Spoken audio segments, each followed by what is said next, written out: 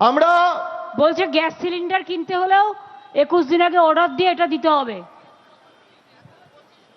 এখন আবার 21 থেকে 25 হয়ে গেছে, আমরা এই কারণে 35 হবে। আপনাদেরকে বলতে এসছি যে আপনাদের স্বার্থ নিয়ে যদি বাংলায় কেউ লড়াই করে সেটা একমাত্র তৃণমূল কংগ্রেস করছে।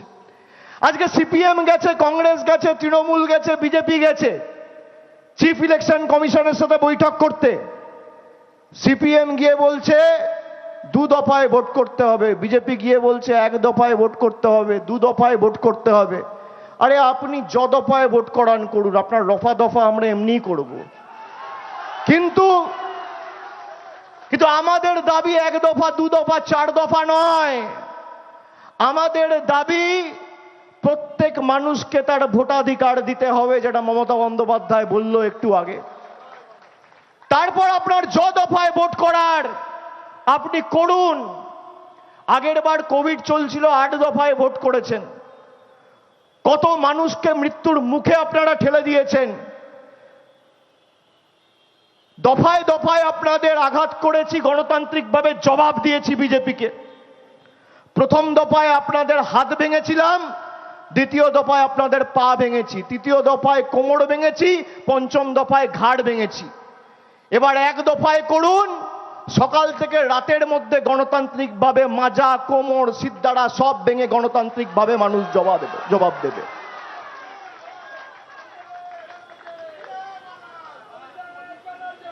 যারা বাংলার সাম্প্রদায়িক সম্প্রীতি নষ্ট করতে চায় এদেরকে বলুন তো, আসুন একটা মঞ্চ বাঁধুন।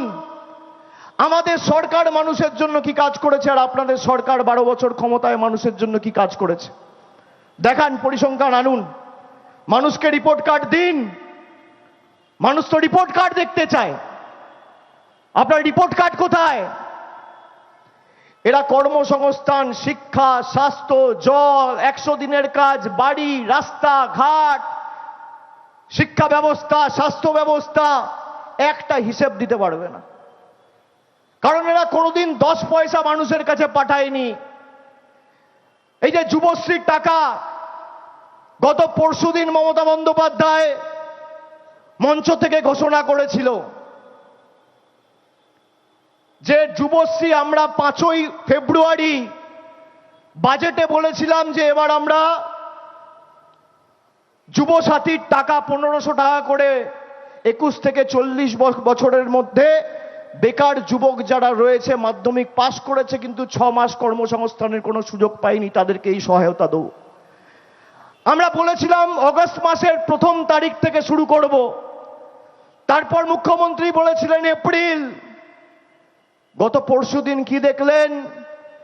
একদিকে জনবিরোধী মোদী সরকার গ্যাসের দাম বাড়িয়ে আপনার থেকে টাকা নিচ্ছে, আর একদিকে মমতা বন্দ্যোপাধ্যায় যুবসাথী অ্যানাউন্স করে আপনাকে টাকা দিচ্ছে।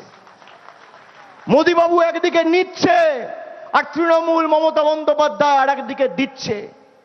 যারা আমাদের ব্যঙ্গ বিদ্রুপ করতেন তারা আজকে লাইনে দাঁড়িয়ে যুবসাথীর ফর্ম ফিল আপ করে টাকা নিচ্ছেন, টাকার জন্য অ্যাপ্লাই করছেন। এটাই তৃণমূল।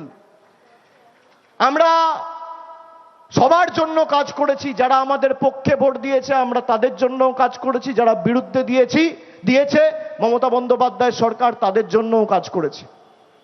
এটাই গণতন্ত্রের রীতি নীতি ঐতিহ্য।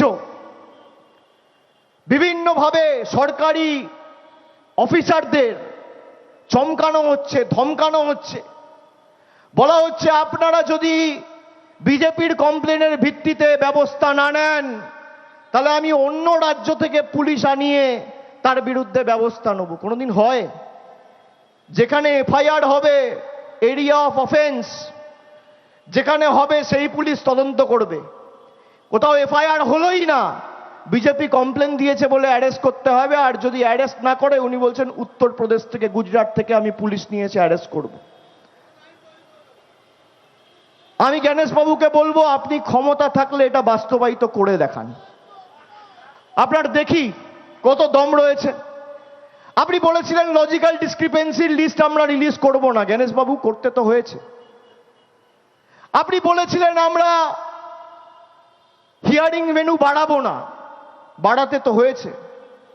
আপনি বলেছিলেন আমরা বিএলএ টুদের অ্যালাউ করব না, করতে তো হয়েছে, ঠেলায় না পড়লে বেড়াল গাছে ওঠে না, আপনাকে বাধ্য করিয়েছি। আগামীকাল এসআইআর মামলা রয়েছে সর্বোচ্চ আদালতে, আমাদের আস্থা রয়েছে, ভরসা রয়েছে বিচার ব্যবস্থার উপর, সর্বোচ্চ আদালতের উপর। যাদের নাম ভোটার লিস্টে রয়েছে, যারা ম্যাপড, এই যে 60 লক্ষ লোককে জোর জবরদস্তি গায়ের জোরে অ্যাডজুডিকেশনে ঢুকিয়ে দিয়েছে, তার মধ্যে 80% বেশি কেস হচ্ছে ম্যাপড কেসেস। ম্যাপড মানে 2002 সালে হয় আমার বাবা, নয় আমার মা, নয় আমার দাদু, নয় আমার দিদা, নয় আমার ঠাকুরদা ঠাকুরমা, কারো না কারোর লিঙ্কেজ অস্তিত্ব প্রতিষ্ঠিত হয়ে গেছে। যদি আমার সিটিজেনশিপ এস্টাবলিশ হয়ে যায় তবেই আমি ম্যাপড।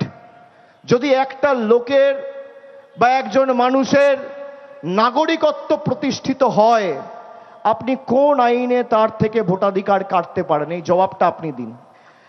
কলকাতা ছাড়ার আগে আমি সংবাদ মাধ্যমকে অনুরোধ করব, একটা প্রশ্ন খালি জ্ঞানেশবাবুকে করবেন, একটা প্রশ্ন, দুটো না, তিনটে না, চারটে না, পাঁচটা না।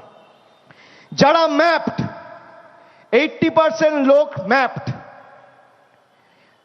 এবার 80% লোক যদি আন্ডার অ্যাডজুডিকেশনের মধ্যে ম্যাপড হয়, যাদের নাগরিকত্ব অলরেডি প্রতিষ্ঠিত, ভারতবর্ষের সংবিধানের কোন ধারা অনুযায়ী আপনি তার থেকে ভোটাধিকার জোর জবরদস্তি কেড়ে নিচ্ছেন? এর জবাবটুকু দিন।